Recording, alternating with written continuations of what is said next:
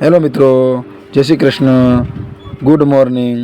તમારા બધાનું સ્વાગત છે મારા યુટ્યુબ ચેનલમાં. આજે આપણે જઈ રહ્યા છીએ કષ્ટભંજન હનુમાનજીના મંદિરે દર્શન કરવા માટે, જેમાં હું, મારા મમ્મી, ધાર્મિક ભાઈ અને ફેમિલી સાથે જઈ રહ્યો છું. તો આપ જોતા રહેજો. આપણે થોડી જ વારમાં કષ્ટભંજન હનુમાનના મંદિરે પહોંચી જશું. આપણે હવે ગાડી ડ્રાઈવ કરી રહ્યા છીએ, તમે જોઈ શકો છો. આપણે ગોંડલ સાઈડ ભોજપરામાં કષ્ટભંજન હનુમાન બાપાનું મંદિર આવેલું છે, જેના દર્શન કરવા જઈ રહ્યા છીએ. એટલે થોડી જ વારમાં આપણે પહોંચશું. તો બની રહેજો આપણી ચેનલમાં.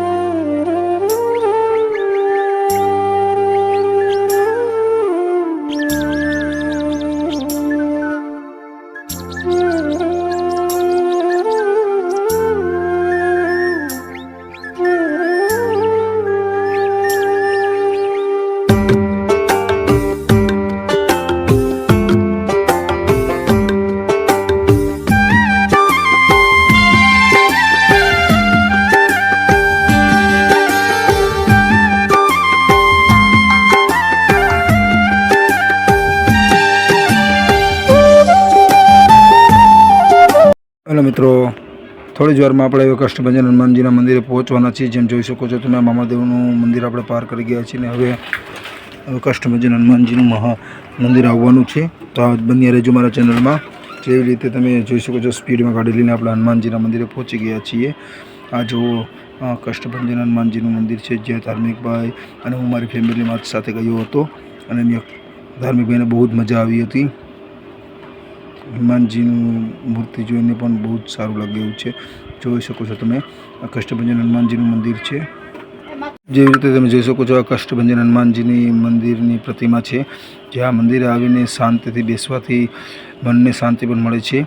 અહીંયા ઘણા બધા વૃદ્ધ લોકો પણ આવે છે અને અહીંયા બેસીને તેમનો ટાઈમ વયો જાય છે. અહીંયા રોજ હનુમાનજીની આરતી પણ થાય છે અને અહીંયા બધાને પ્રસાદ પણ બાંટવામાં આવે છે. આવો પવિત્ર સ્થળ ઉપર જઈને એકવાર તમે મુલાકાત લેજો, તમને પણ મજા આવશે. કેમ કે આ હનુમાનજીની મહિમા બહુ મોટી છે. આ આપણે વેરાવળ સાપરથી આગળ ગોંડલ જતાં પહેલાં ભોજપરા કરી એક ગામ આવે છે, જ્યાં કષ્ટભંજન હનુમાનજીનું મંદિર આવેલું છે. તમે જોઈ શકો છો, હનુમાનની બહુ જ મોટી મોટી પ્રતિમાઓ બંને સાઈડ પણ રાખેલી છે. અહીંયા બહુ જ શાંત વાતાવરણ હોય છે. અહીંની બહુ જ જોવા જેવું છે. જે હનુમાનજીના મંદિરની ખાતમુહૂર્ત સંવત 2067ના રોજ અહીંયા આ કષ્ટભંજન હનુમાનજીનું મંદિર બનાવવામાં આવ્યું હતું, જ્યાં હનુમાનજી પ્રસન્ન થયા હતા. હવે ત્યારબાદ અમે ધાર્મિકભાઈને ત્યાં નાના બાળકો માટે પણ સુવિધા છે. એવી રીતે ત્યાં નાના બાળકો માટે હિંચકા, લપસ્યા તમે જોઈ શકો છો, આવું પણ રાખેલું છે, જે છોકરાઓને ફૂલ મોજ આવે. જેમાં ચિત્ર પણ રાખેલા છે લાદીમાં. હવે ત્યારબાદ આપણે ત્યાંથી નીકળી ગયા છીએ, ઘર તરફ જવા માટે રવાના થયા છીએ. તો થોડી જ વારમાં આપણે આપણા ઘર તરફ પહોંચી જઈશું. તો આવા જ વિડીયોમાં બન્યા રહેજો અને આપણા વિડીયોને લાઇક, શેર અને કોમેન્ટ કરજો, જેથી કરીને હું આવા નવા વિડીયો બનાવતો રહું.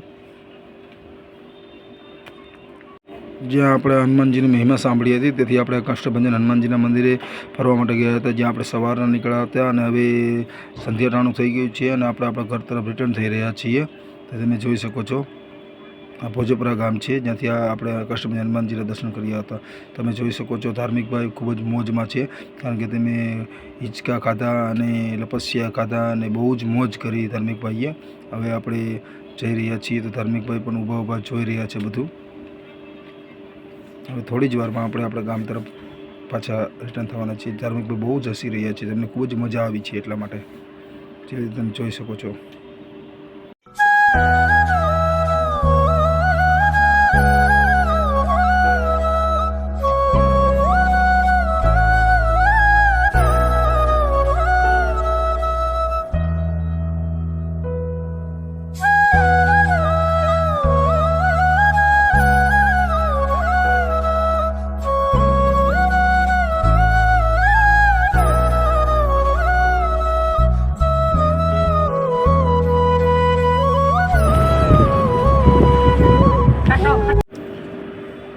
જેવી રીતે તમે જોઈ શકો છો સુરત દાદા ઢળતા દેખાઈ રહ્યા છે તમને, જે હું તમને બતાવી રહ્યો છું. સુરત દાદા હવે આથમવાની તૈયારીમાં છે અને આપણે અંધારું થાય તે પહેલાં ઘરે પહોંચવું છે.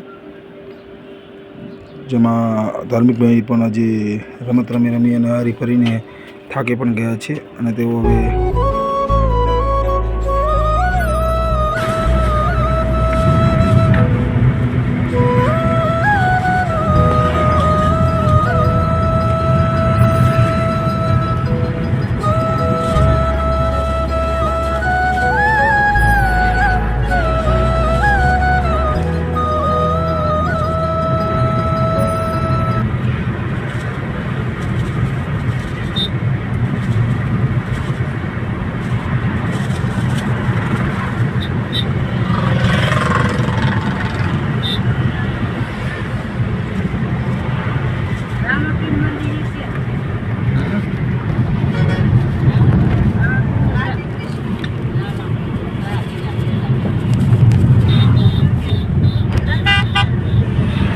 તેઓ ગાડીમાં બેઠા બેઠા હવે સૂઈ ગયા છે.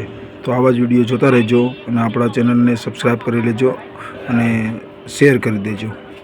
જય શ્રી કૃષ્ણ. જય કષ્ટભંજન હનુમાનજી મહારાજ.